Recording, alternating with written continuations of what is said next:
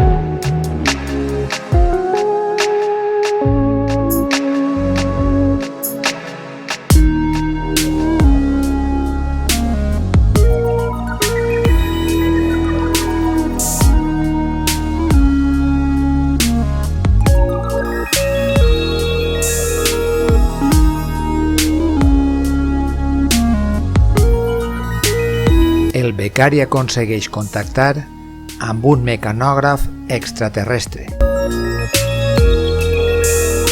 En preguntar-li quin mètode utilitzen al seu planeta, el mecanògraf extraterrestre respon que aprenen amb el curs de mecanografia d'interdidàctica.com.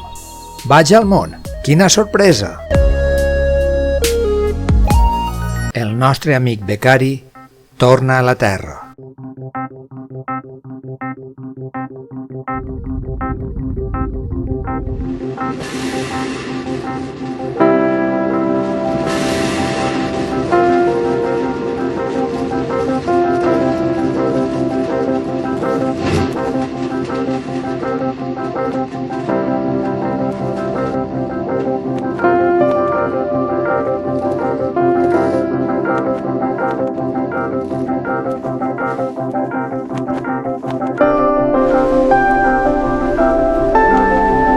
A seguir amb el curs de mecanografia.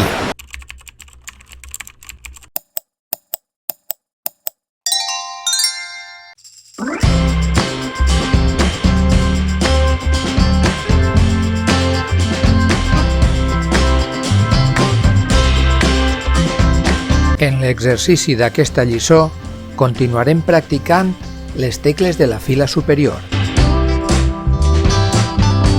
Parem especial atenció a la combinació de les següents tecles: a la Q amb la U, a la W i a la W amb la H.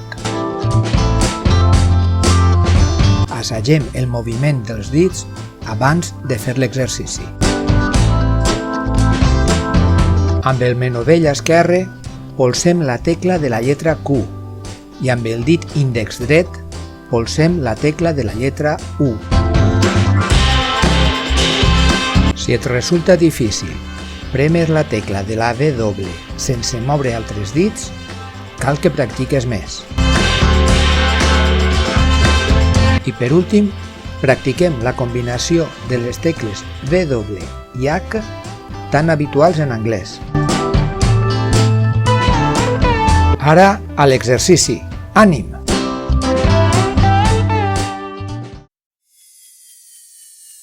Aquest vídeo és una lliçó del curs de mecanografia d'interdidàctica.com. Pots matricular-te gratuïtament per tal d'enregistrar els resultats dels teus exercicis o també pots fer-los al teu aire. Està disponible per a altres idiomes i en diferents teclats. Si l'estàs veient a YouTube, en la descripció tens els enllaços per inscriure't, començar el curs per lliure i fer aquest exercici. I també pots subscriure't, donar-li a m'agrada i deixar les teves preguntes i comentaris.